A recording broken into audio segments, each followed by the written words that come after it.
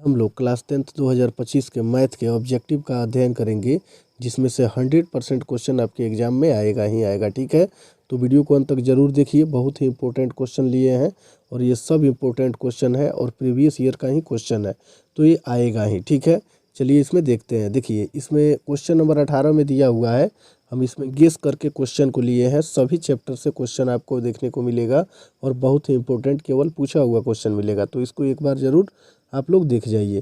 देखिए 18 number question में दिया हुआ है 5 + 3 √2 एक है, तो देखिए ये क्या हो जाएगा, अपरिमेय संख्या हो जाएगा। ठीक है, चलिए फिर, और ये क्वेश्चन 2019 में पूछा हुआ है।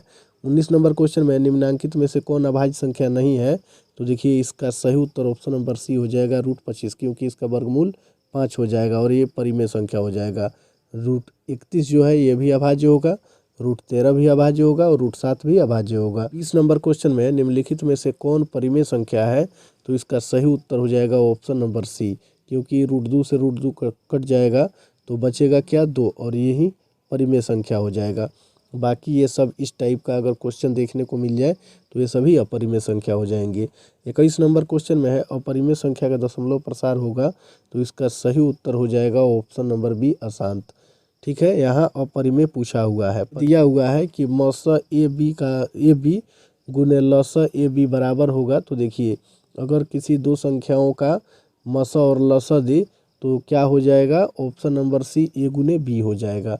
ठीक है, चलिए फिर आगे वाला क्वेश्चन हम लोग देखेंगे। फार्मूला ही होता है पहली संख्या, ठीक है, गुने दूसरी संख्या बराबर एलसीएम गुने एचसीएफ। तो ये मस यानी एचसीएफ दिया हुआ है, ठीक है, और ये लस एलसीएम दिया हुआ है, तो किसके बराबर होगा एलसीएम गुने एचसीएफ, तो पहली संख्या यानी ए गुने बी के बराबर। तो इसका right answer option number C हो जाएगा। चलिए फिर 23 नंबर क्वेश्चन में दिया हुआ है, इसमें निम्नलिखित में से कौन परिमेय संख्या है, तो इसका सही उत्तर ऑप्शन नंबर बी हो जाएगा। यहाँ इसको काट दीजिएगा तो क्या बचेगा, केवल 2, और इस टाइप का क्वेश्चन देखने को मिल जाए तो ये अपरिमेय संख्या हो जाएगा। वह निम्नलिखित में से कौन अपरिमेय संख्या नहीं है। अपरिमेय संख्या नहीं है मतलब परिमेय संख्या पूछ रहा है, तो पाई भी अपरिमेय संख्या होता है, √7 भी अपरिमेय हो जाएगा, और सी में √5 √2/√5 है, ये भी क्या हो जाएगा, अपरिमेय। तो लास्ट में जो डी बचेगा यही तो परिमेय संख्या होगा। ठीक है, यानी यह परिमेय संख्या नहीं है तो परिमेय होगा, तो सही उत्तर ऑप्शन नंबर डी हो जाएगा। 25 नंबर क्वेश्चन में पाई क्या है, तो अभी इसमें बताए हैं कि पाई अपरिमेय है, तो क्या हो जाएगा, ऑप्शन नंबर बी, अपरिमेय। इसमें दिया हुआ है 3√3 है, तो इसका सही उत्तर हो जाएगा ऑप्शन नंबर बी। ठीक है, अपरिमेय वह दो क्रमिक सम संख्याओं का एचसीएफ क्या होगा, तो इसका सही उत्तर ऑप्शन नंबर बी हो जाएगा। ठीक है, 2। 28 नंबर क्वेश्चन को देखेंगे। दो परिमेय संख्याओं के बीच अधिकतम कितनी परिमेय संख्या हो सकती है, तो इसका सही उत्तर हो जाएगा ऑप्शन नंबर डी, अनंत। यानी दो परिमेय संख्याओं के बीच में अधिकतम कितनी परिमेय संख्या होगी, तो अनंत होगी। 2/2 गुने 2/5 का दशमलव प्रसार होता है, तो देखिए इसका दशमलव प्रसार शांत होगा। ठीक है, चलिए फिर आगे वाला क्वेश्चन हम लोग देखेंगे, क्योंकि 2n गुने 5m का रूप का है ये, तो ये क्या हो जाएगा, शांत हो जाएगा। 31 नंबर क्वेश्चन में 2 या 2 से अधिक अभाज्य संख्याओं का मसा होगा, तो इसका सही उत्तर हो जाएगा 31 का ऑप्शन नंबर ए, 1। 2 या 2 से अधिक अभाज्य संख्याओं का जब एचसीएफ पूछे मसा, तो एक ही लगाइएगा। ठीक है, चलिए फिर 32 नंबर क्वेश्चन को देखेंगे। दो परिमेय संख्याओं के बीच कितनी परिमेय संख्या हो सकती है, तो इसका सही उत्तर ऑप्शन नंबर डी हो जाएगा, अनंत। दो परिमेय है। यूक्लिड विभाजन एल्गोरिथ्म दो धनात्मक पूर्णांकों के निम्न में से किसे परिकलन करने की तकनीक है, तो देखिए यूक्लिड विभाजन एल्गोरिथ्म के द्वारा केवल एचसीएफ निकलता है, मसा निकलता है। ठीक है, में अभी -2 दिख रहा है, तो यहाँ लिखेंगे अल्फा प्लस बीटा का मान, अल्फा प्लस बीटा का मान चिन्ह बदल के सिंगल प्लस लिखेंगे, और इस एक्स के आगे कोई भी अंक नहीं है, तो इसका उत्तर यही हो जाएगा 2। ठीक है, ऑप्शन नंबर बी। अगर यहाँ एक्स के आगे कोई अंक होता तो बटा के नीचे उसको लिख देते, लेकिन कुछ नहीं है तो बस इसके चिन्ह को बदल देंगे, जो आएगा वही उत्तर हो जाएगा। या फिर आप फार्मूला पर भी -b/a पर इसको बना सकते हैं। ठीक है, चलिए फिर 2 नंबर क्वेश्चन को देखेंगे। 2 नंबर क्वेश्चन में दिया हुआ है 4x² + 1/7 किस प्रकार का बहुपद है, तो इसका सही उत्तर ऑप्शन नंबर बी हो जाएगा, द्विघात बहुपद। 3 नंबर क्वेश्चन में है यदि अल्फा तथा बीटा बहुपद x² + 7x + 12 के शून्यक है, तो अल्फा प्लस बीटा का मान। देखिए फिर अल्फ़ा प्लस बीटा का मान पूछ रहा है, तो अल्फ़ा प्लस बीटा का मान यहाँ क्या करना है, बी का मान प्लस में 7 है तो केवल -7 लिख देना है, और इसके आगे कुछ नहीं है तो कुछ लिखना ही नहीं है। तो इसका सही उत्तर ऑप्शन नंबर ए हो जाएगा -7। चलिए फिर 4 नंबर क्वेश्चन को देखेंगे। 4 नंबर क्वेश्चन में दिया हुआ है द्विघात बहुपदों के शून्यकों की संख्या होती है, तो इसका सही उत्तर ऑप्शन नंबर ए हो जाएगा 2 नंबर क्वेश्चन में। यदि बहुपद पी एक्स बराबर x square minus 2x plus 5 के शून्य का ए बी हो तो ए गुने बी का मान होगा। तो देखिए ए गुने बी यानी अल्फ़ा गुने बीटा का मान हो जाएगा आपका सी बट्टा ए। तो सी का मान कितना है 5, तो लिखेंगे 5, और ए का मान कुछ नहीं दिया है तो 1 है, और 5 में 1 से भाग देंगे तो क्या हो जाएगा 5। तो इसका सही उत्तर ऑप्शन नंबर ए हो जाएगा। चलिए फिर 6 नंबर क्वेश्चन को देखेंगे। 6 नंबर क्वेश्चन में दिया हुआ है यदि अल्फ़ा बीटा द्विघात बहुपद x square minus 5x plus 7 के मूल हो तो 1 बटा अल्फ़ा प्लस 1 बटा बीटा का मान होगा। तो यहाँ सबसे पहले हम करेंगे अल्फ़ा प्लस बीटा का मान निकाल लेंगे, कितना होगा +5 होगा। अभी बताए हैं कि यहाँ जो बी का मान रहेगा उसके चिन्ह को बदल के लिख लेना है, और इसके आगे एक्स स्क्वायर के आगे यहाँ कुछ नहीं है तो उसको कुछ नहीं लिखना है। फिर अल्फ़ा गुने बीटा का मान आपका यहाँ निकल जाएगा कितना, सी बटा ए, यानी सी का मान है 7, ठीक है, और ए का मान कुछ नहीं है तो भाग यहाँ अगर 1 नीचे बटा 1 लेके भाग देते हैं तो भी 7 ही आएगा, तो इसको केवल 7 लिख लेंगे हम, ठीक है।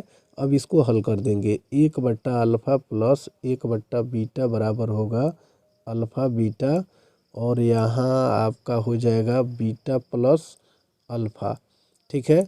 अब यहाँ अल्फ़ा प्लस बीटा का मान हो जाएगा 5, अल्फ़ा प्लस बीटा का मान कितना है 5, तो यहाँ 5 लिखेंगे, और अल्फ़ा गुने बीटा का मान कितना है 7, तो नीचे 7 लिखेंगे, 5 बट्टा 7 हो जाएगा, ठीक है।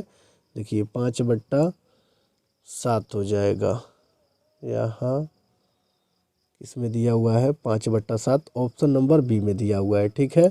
चलिए फिर 7 नंबर क्वेश्चन को देखेंगे। अल्फ़ा तथा बीटा द्विघात बहुपद इतना के मूल्य है, तो फिर उसको ऐसे ही बनाना है जैसे 6 नंबर क्वेश्चन बताए हैं, उसको भी ऐसे ही आपको बना लेना है।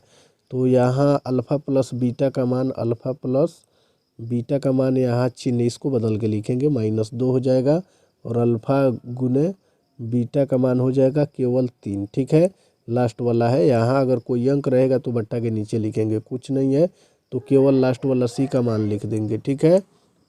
अब देखिए यहाँ, अब उसके बाद में यहाँ 1 बटा अल्फ़ा प्लस 1 बटा बीटा का मान है, तो इसको जब हल करेंगे बट्टा का जोड़ बनाएंगे तो यहाँ बीटा प्लस अल्फ़ा बटा अल्फ़ा बीटा हो जाएगा, ठीक है।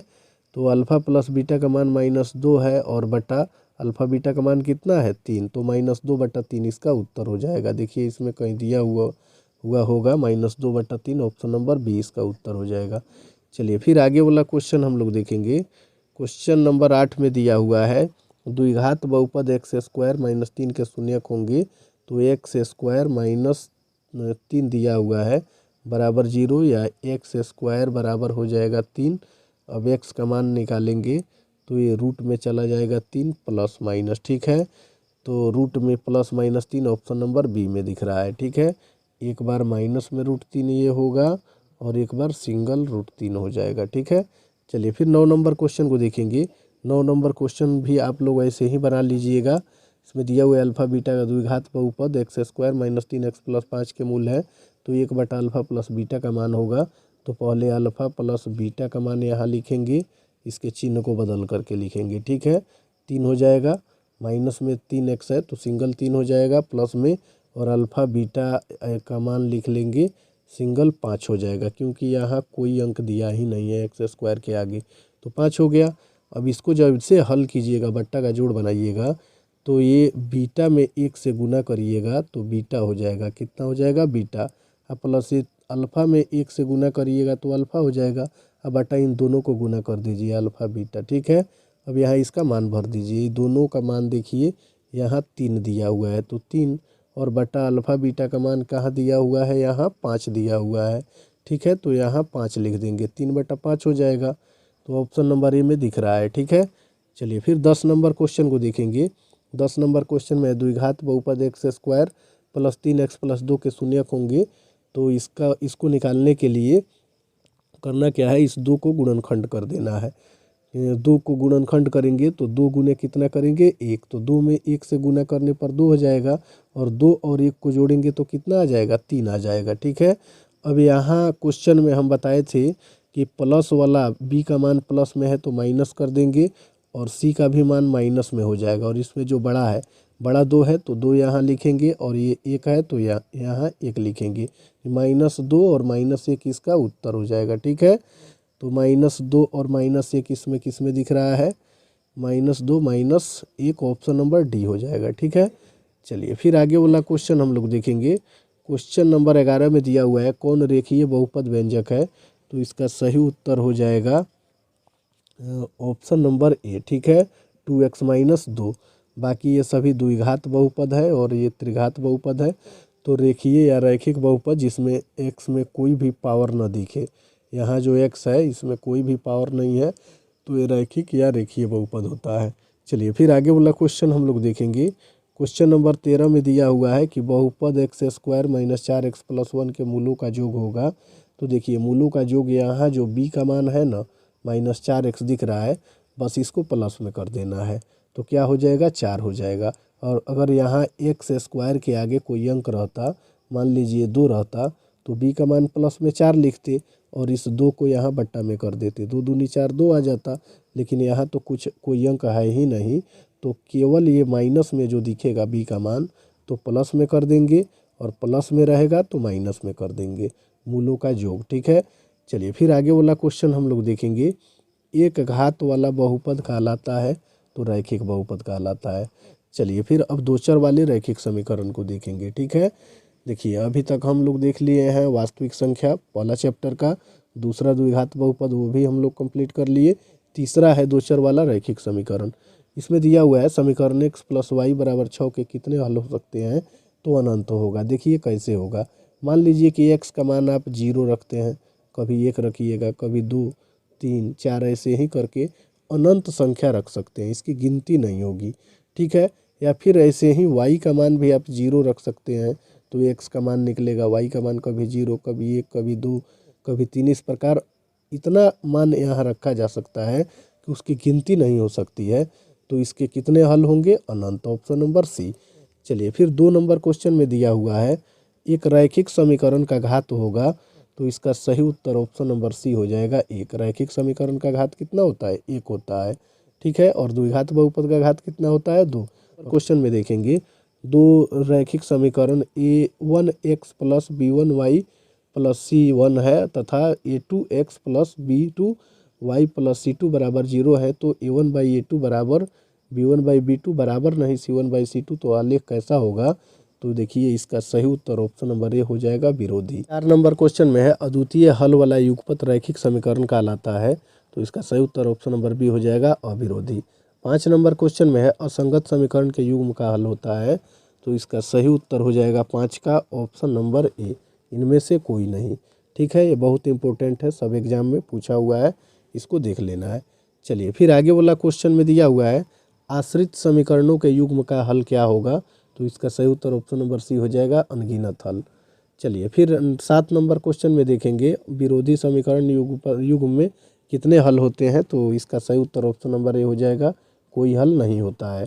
आगे वाला क्वेश्चन में दिया हुआ है युग्म समीकरणों 2x + y = 6 और 4x - 2y = 4 का हल, तो इसको भी हम लोग हल कर लेंगे, लिखेंगे a1/a2 बराबर 2 बट्टा कितना होगा 4, ये a1 है और ये a2 4 है, तो इसको काटेंगे तो 2 एकम 2 2 दूनी 4 यानी 1/2 आ जाएगा।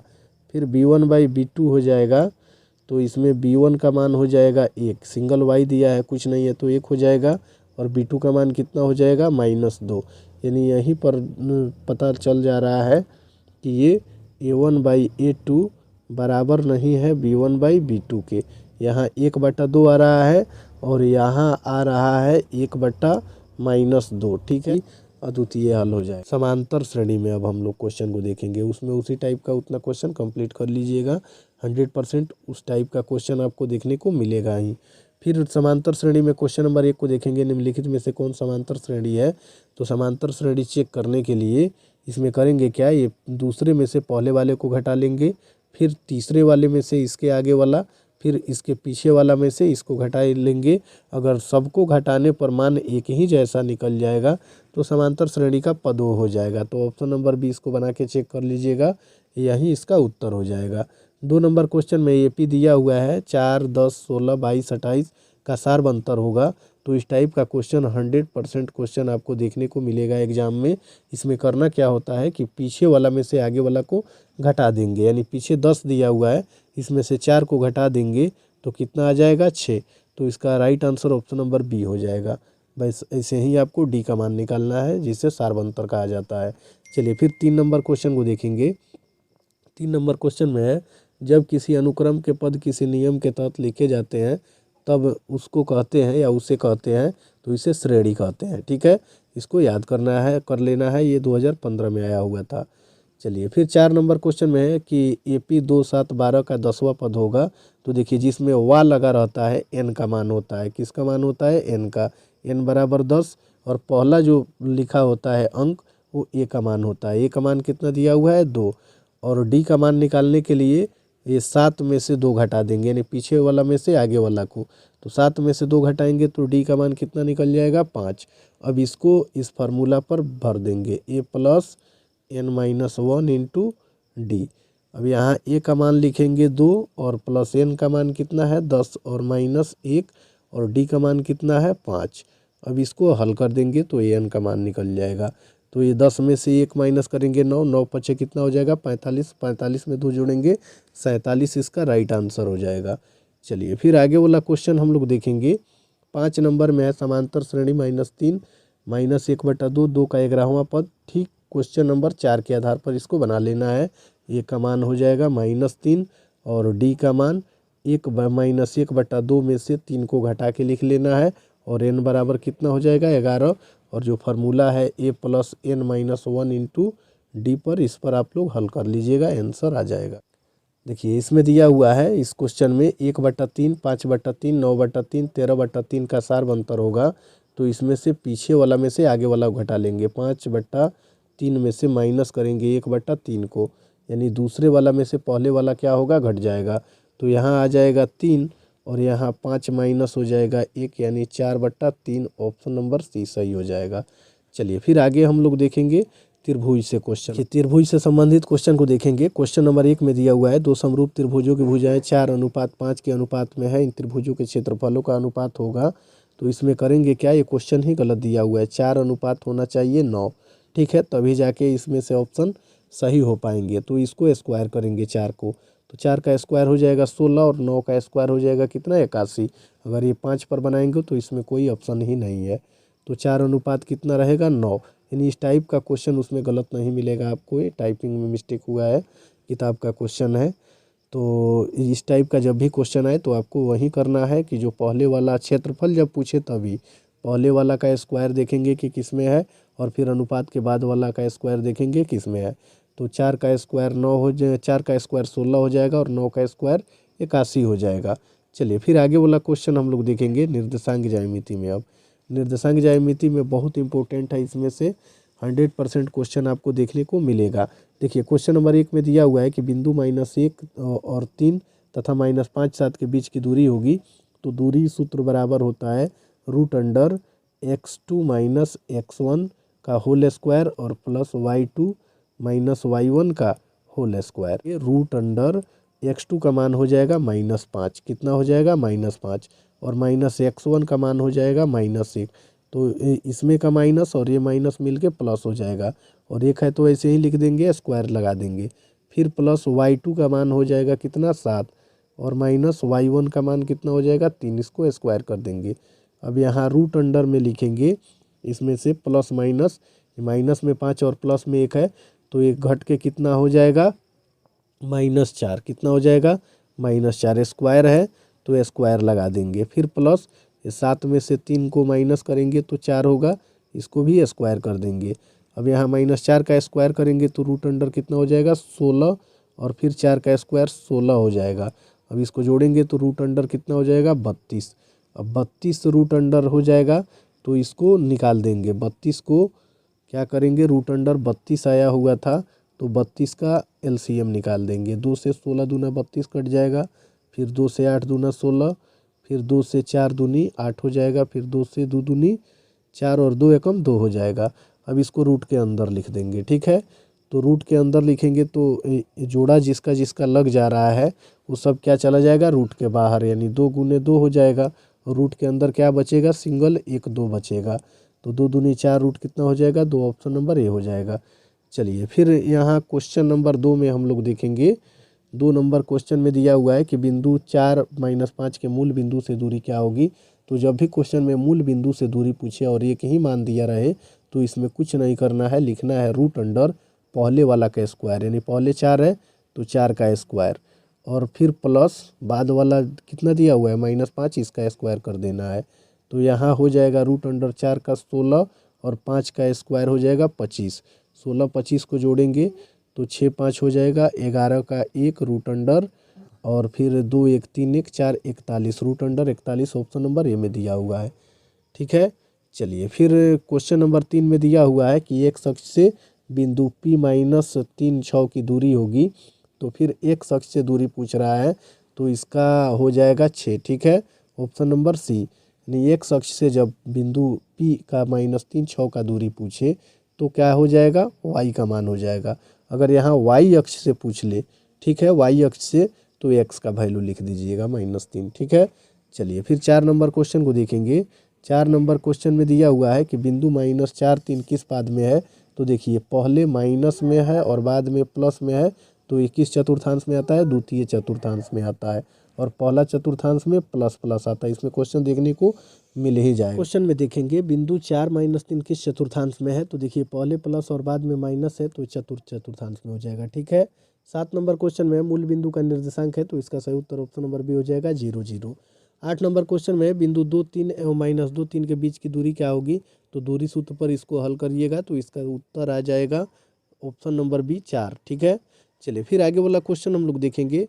क्वेश्चन नंबर 7 में दिया हुआ है कि मूल बिंदु से 3 और -4 की दूरी क्या होगी। तो अभी मैंने ऊपर बताया कि मूल बिंदु से जब भी पूछे तो रूट अंडर पहले वाला का स्क्वायर 3 3 का 9 हो जाएगा, और प्लस ये दूसरे वाला का स्क्वायर 4 चौका 16 हो जाएगा, जोड़ेंगे तो ये हो जाएगा 25 रूट अंडर, और इसका वर्गमूल कितना निकलेगा 5। तो इसका सही उत्तर ऑप्शन नंबर सी हो जाएगा 5, ठीक है। चलिए फिर आगे वाला क्वेश्चन हम लोग देखेंगे। क्वेश्चन नंबर 11 में दिया हुआ है कि बिंदु -5 -3 किस चतुर्थांश में है।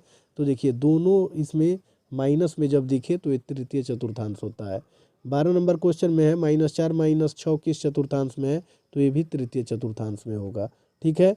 और ये क्वेश्चन नंबर 13 में दिया हुआ है कि बिंदु ए का मान 8 10 तथा बिंदु बी का 4 6 को मिलाने वाले रेखाखंड के मध्य बिंदु का निर्देशांक होगा।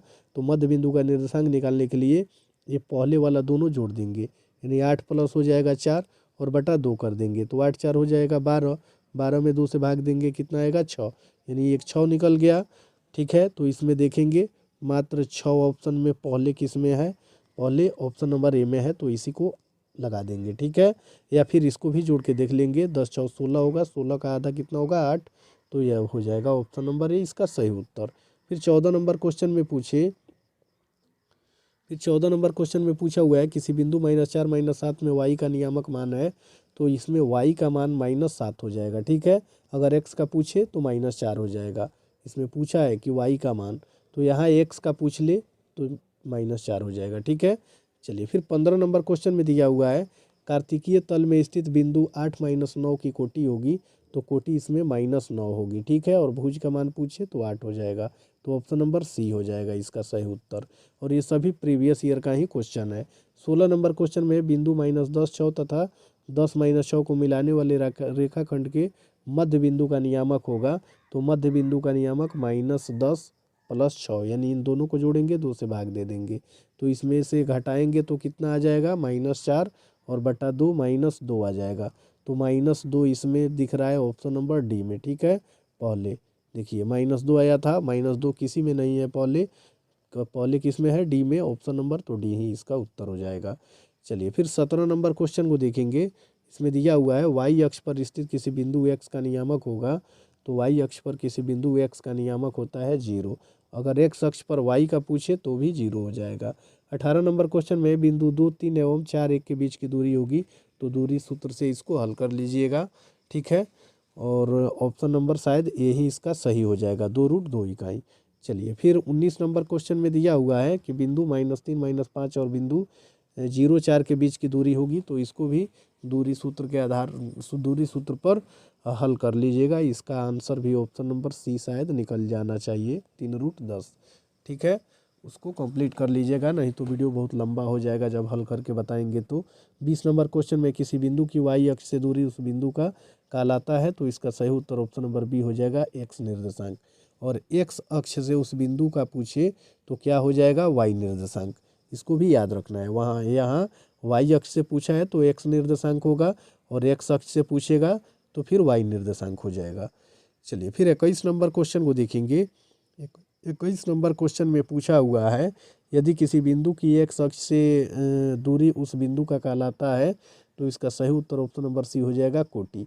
एक्स अक्ष से बिंदु की दूरी क्या कहलाएगी, कोटि। और वाई अक्ष से बिंदु की दूरी क्या कहलाएगी, भुज। इसको भी याद रखना है, यहाँ एक्स की जगह वाई दे तो भुज हो जाएगा, अगर एक्स दिया हुआ है तो कोटि हो जाएगा। चलिए फिर 22 नंबर क्वेश्चन में हम लोग देखेंगे, जब बिंदु का निर्देशांक पूछे तो होता है x1 + x2/2, यानी पहले वाला इसमें का जोड़ के 2 से भाग देंगे, फिर दूसरे वाला इसमें का जोड़ करके 2 से भाग देंगे, तो मध्य बिंदु का निर्देशांक निकल जाता है। चलिए फिर 23 नंबर क्वेश्चन को देखेंगे। दो बिंदुओं 2 3 और 4 2 के बीच की दूरी है, तो दूरी सूत्र से इसको भी कंप्लीट कर लीजिएगा। मिति को देखेंगे, ठीक है। त्रिकोणमिति में इसमें क्वेश्चन नंबर 1 में दिया हुआ है कि 1 + tan स्क्वायर थीटा बराबर होगा, तो इसका सही उत्तर ऑप्शन नंबर ए हो जाएगा, सेक स्क्वायर थीटा। ये फार्मूला ही है, आपको याद भी होगा। 2 नंबर क्वेश्चन में cos 90 डिग्री माइनस थीटा बराबर क्या होगा, तो साइन थीटा हो जाएगा। ठीक है, ये भी फार्मूला है, और ये सब क्वेश्चन पूछा गया क्वेश्चन है 2012-17 में और 18-17 में, सब प्रीवियस ईयर का क्वेश्चन है, इसको कंप्लीट कर लेना है। 3 नंबर क्वेश्चन में दिया हुआ है, यदि साइन 65 डिग्री बराबर ए और कॉस 65 डिग्री बराबर बी है, तो ए स्क्वायर प्लस बी स्क्वायर का मान होगा। तो देखिए यहाँ ए स्क्वायर प्लस बी स्क्वायर, यानी ए का मान कितना है, साइन 65 डिग्री, तो इसके नीचे लिख देंगे, ये में स्क्वायर है, इसमें भी स्क्वायर लगा देंगे। फिर प्लस बी का मान कितना है, कॉस 65 डिग्री, तो बी के नीचे लिखेंगे कॉस 65 डिग्री, बी में स्क्वायर है, इसमें भी लगा देंगे, तो sine square theta plus cos square theta बराबर कितना हो गया, 1 हो जाएगा। ठीक है, तो ऑप्शन नंबर सी इसका सही उत्तर हो जाएगा। चलिए फिर 4 नंबर क्वेश्चन को देखेंगे।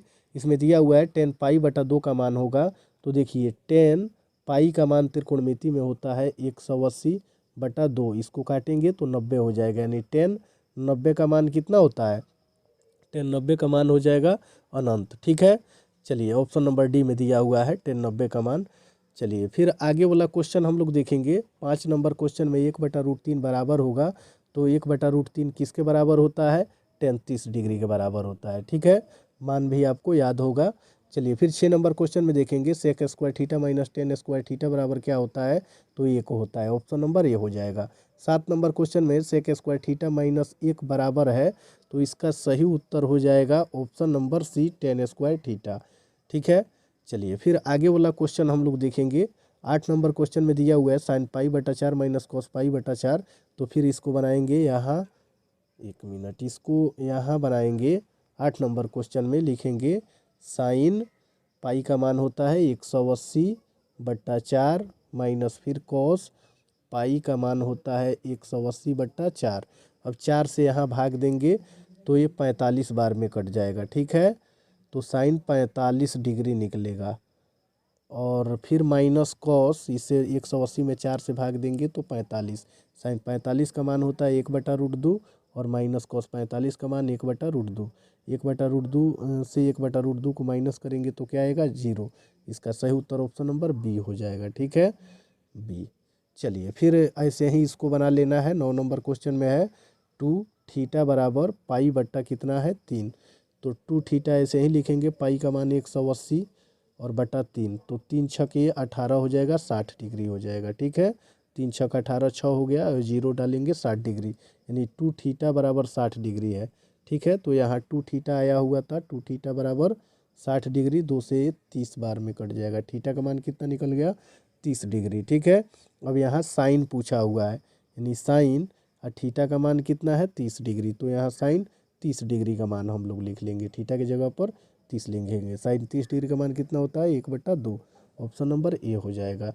चलिए फिर 10 नंबर क्वेश्चन को देखेंगे। साइन 90 डिग्री माइनस 43 दिया हुआ है, तो साइन 90 डिग्री माइनस 43 का हो जाएगा कॉस थीटा। ठीक है, यानी इसमें होता है कि कॉस अगर 43 दिया रहे, कॉस 43 डिग्री, तो इसको चेंज हम लोग करेंगे तो कैसे होगा, साइन 90 माइनस 43, यानी ये जहाँ यहाँ पर जो थीटा रहता है यही थीटवा ना यहाँ 90 में से घट जाता है, तो इसमें ऑलरेडी घटा के दिया है कि साइन 90 माइनस 43। यहाँ देखिए तो कहीं ना कहीं ये कॉस 90 कॉस थीटा का मान होगा, कॉस 43 थीटा यहाँ होगा, तभी तो ये कॉस थीटा बराबर यहाँ 90 में से थीटा घटेगा, तो इसका सही उत्तर ऑप्शन नंबर बी हो जाएगा।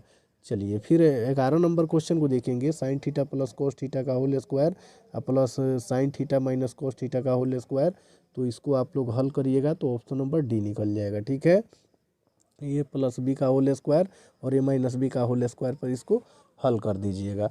चलिए फिर 12 नंबर क्वेश्चन को देखेंगे। ए प्लस बी बराबर 90 डिग्री, तो कॉस ए का मान होगा, कॉस ए का मान पूछे तो साइन बी हो जाएगा। कॉस का उल्टा क्या होगा, साइन बी हो जाएगा। ठीक है, अगर साइन ए पूछे तो फिर क्या हो जाएगा, साइन ए पूछे तो कॉस बी हो जाएगा। ठीक है, इसको याद रखना है। चलिए फिर आगे वाला क्वेश्चन हम लोग देखेंगे। 13 नंबर क्वेश्चन में सेक 45 डिग्री का मान होगा, तो सेक 45 का मान होता है ऑप्शन नंबर बी में दिया हुआ है √2 होता है। इसको भी आपको याद होगा, याद रखना भी है, इसको एग्जाम में बहुत इंपॉर्टेंट है। फिर 14 निम्नलिखित में से √2 किसके बराबर है, तो इसका सही उत्तर ऑप्शन नंबर डी हो जाएगा, 1/sin 45 डिग्री। देखिए tan 60 डिग्री का मान तो वैसे ही आपको याद होगा √3, तो ये तो होगा नहीं। cos 45 का मान 1/√2 होता है, ये भी नहीं होगा। साइन 30 डिग्री का मान 1/2 होता है, ये भी नहीं होगा, तो ऑप्शन नंबर डी हो ही जाएगा। इसको हल कीजिएगा तो 1 और साइन 45 का मान 1/√2 होता है, तो इसको काटिएगा तो 1 से 1 खत्म हो जाएगा, तो क्या बचेगा, √2 बचेगा। तो यही तो पूछ रहा है कि √2 किसके बराबर है, तो ऑप्शन नंबर डी के बराबर है। चलिए फिर 15 नंबर क्वेश्चन को देखेंगे। साइन थीटा बराबर कोस थीटा हो तो थीटा का मान होगा, तो देखिए ये साइन थीटा और कोस थीटा का मान कहाँ पर बराबर होता है, किस डिग्री पर, तो 45 डिग्री पर बराबर होता है, क्योंकि साइन 45 का मान भी होता है 1/√2 और कॉस 45 का मान भी होता है 1/√2, तो ऑप्शन नंबर ए में 45 डिग्री है। चलिए फिर 16 नंबर क्वेश्चन को देखेंगे। इसमें दिया हुआ है sine square 22 degree plus cos square 22 degree बराबर होगा, यानी sine square theta plus cos square theta, दोनों थीटा सेम है, तो कितना हो जाएगा, ऑप्शन नंबर सी हो जाएगा 1। ठीक है, चलिए ये फार्मूला ही है, sine square theta plus cos square theta बराबर 1 हो जाएगा, जो ऑप्शन नंबर सी में है। चलिए 17 नंबर क्वेश्चन में दिया हुआ है √3 कोसेक थीटा बराबर 2, तो थीटा का मान होगा, तो यहाँ लिखेंगे कोसेक थीटा बराबर 2 और ये गुना में है √3, तो बटा के नीचे आ जाएगा। अब देखिए यहाँ 2/√3 कोसेक 2/√3 का कितना डिग्री मान होता है, 60 डिग्री। ठीक है, कोसेक 60 डिग्री का मान ही 2/√3 होता है, तो कोसेक थीटा बराबर 2/√3 बराबर कई डिग्री हो जाएगा, 60 डिग्री, ऑप्शन नंबर ए हो जाएगा। चलिए फिर आगे वाला क्वेश्चन दिया हुआ है 18 नंबर में, कोसेक 90 डिग्री माइनस ए, तो इसका सही उत्तर ऑप्शन नंबर ए हो जाएगा, सेक ए। ठीक है, फार्मूला ही है, कोसेक 90 डिग्री माइनस ए बराबर होगा सेक ए, क्योंकि यहाँ थीटा ए है तो अभी तो ये 90 में से घटेगा। चलिए फिर 19 नंबर क्वेश्चन को देखेंगे। 1 + cot स्क्वायर ए बटा 1 + tan स्क्वायर ए बराबर होगा, तो ये भी फार्मूला है, cot स्क्वायर ए के बराबर हो जाएगा। क्वेश्चन में है tan 90 डिग्री माइनस ए, तो इसका सही उत्तर ऑप्शन नंबर ए हो जाएगा, cot ए। ठीक है, और इसका मान भर के आपको हल कर लेना। 22 नंबर क्वेश्चन में है, तो साइन 60 डिग्री का मान भरिए और बीच में गुना का चिन्ह, फिर cos 30 डिग्री का मान, फिर प्लस, फिर साइन 60 डिग्री और साइन 30 डिग्री का मान भर के हल कीजिएगा, तो इसका सही उत्तर ऑप्शन नंबर बी निकल जाएगा। देख लीजिएगा हल करने पर कितना आ रहा है, तो बी 2 ही हो जाएगा। फिर 23 नंबर क्वेश्चन में यदि √3 सेक थीटा बराबर 2 हो तो थीटा का मान होगा, तो इसको बना लेंगे सेक थीटा बराबर 2/√3। अब देखिए यहाँ सेक 2/√3 का मान कितना होगा, कितना डिग्री का मान 2/√3 होता है, तो ऑप्शन नंबर बी में ये 30 डिग्री हो जाएगा। ठीक है, थीटा का मान कितना हो जाएगा, 30 डिग्री हो जाएगा। इस टाइप का क्वेश्चन पूछेगा। चलिए फिर 24 नंबर क्वेश्चन में दिया हुआ है, फार्मूला ही है, सेक 90 डिग्री माइनस ए, तो क्या हो जाएगा, इसका ऑप्शन हो जाएगा option number C, cosec A, यानी सेक 90 डिग्री माइनस ए बराबर कोसेक ए हो जाएगा। फिर 25 नंबर क्वेश्चन में है, थीटा का मान पूछ रहा है, तो कॉस थीटा लिखेंगे और √3 ये गुना में है तो बटा के नीचे, तो cos √3/2 कितने डिग्री का मान होता है? 30 डिग्री का मान होता है। ठीक है, तो इसका सही उत्तर ऑप्शन नंबर सी हो जाएगा 30 डिग्री। चलिए फिर 26 नंबर क्वेश्चन में देखेंगे। सब प्रीवियस ईयर का क्वेश्चन है, इसको आप लोग एक बार ठीक से देख जाइएगा। 26 नंबर में है सेक स्क्वायर ए माइनस एक का मान होगा, तो इसका सही उत्तर ऑप्शन नंबर बी हो जाएगा 10 स्क्वायर ए। चलिए 27 नंबर क्वेश्चन में है 37 डिग्री का मान होगा, तो 1/2 हो जाएगा। चलिए 28 नंबर क्वेश्चन में है कोसेक 90 डिग्री माइनस ए का मान है, तो 28 में इसका हो जाएगा आपका ऑप्शन नंबर सी हो जाएगा, सेक ए हो जाएगा। चलिए फिर यहाँ 22 तो पहले ही हम पढ़ा चुके हैं। ठीक, यहाँ क्वेश्चन नंबर 33 में है टेन 60 डिग्री का मान होगा, तो √3 हो जाएगा। फिर 34 नंबर में कोट 3/4, तो 10 स्क्वायर 10 थीटा का मान पूछ रहा है। तो देखिए कोट का उल्टा ही 10 होता है। ठीक है, कोट का मान दिया हुआ है 3/4, तो 10 का मान हो जाएगा 4/3, और इसमें स्क्वायर लगा हुआ है, तो स्क्वायर लगा देंगे तो 4 चौका 16 और 3 तिरका कितना हो जाएगा 9, तो ऑप्शन नंबर बी इसका सही उत्तर हो जाएगा। ठीक है, चलिए फिर 35 नंबर क्वेश्चन में दिया हुआ है 60 थीटा का मान दिया हुआ है, 10 थीटा का पूछ रहा है, तो ये p/h का मान है। ठीक है, 60 थीटा का मान p/h होता है, और 10 थीटा का मान होता है कितना p/b, यानी p का मान आपको √3 तो दिया हुआ है, केवल b का मान निकालना है। तो b का मान ये h square minus p square होता है, यानी h का मान कितना है, 2 का स्क्वायर कितना हो जाएगा 4, और माइनस √3 का स्क्वायर कितना हो जाएगा 3, 4 में से 3 जाएगा 1, यानी √3 सिंगल, इसका सही उत्तर ऑप्शन नंबर सी हो जाएगा। ठीक है, चलिए फिर 36 नंबर क्वेश्चन में दिया हुआ है कोसेक स्क्वायर माइनस एक का मान होगा, तो इसका सही उत्तर ऑप्शन नंबर बी हो जाएगा कोट स्क्वायर ए। और 37 नंबर क्वेश्चन में टेन 26 डिग्री बटा कोस 64 डिग्री का मान होगा, तो इस टाइप का जब भी क्वेश्चन आएगा तो एक ही लगाना है। कितना लगाना है देख लेते हैं।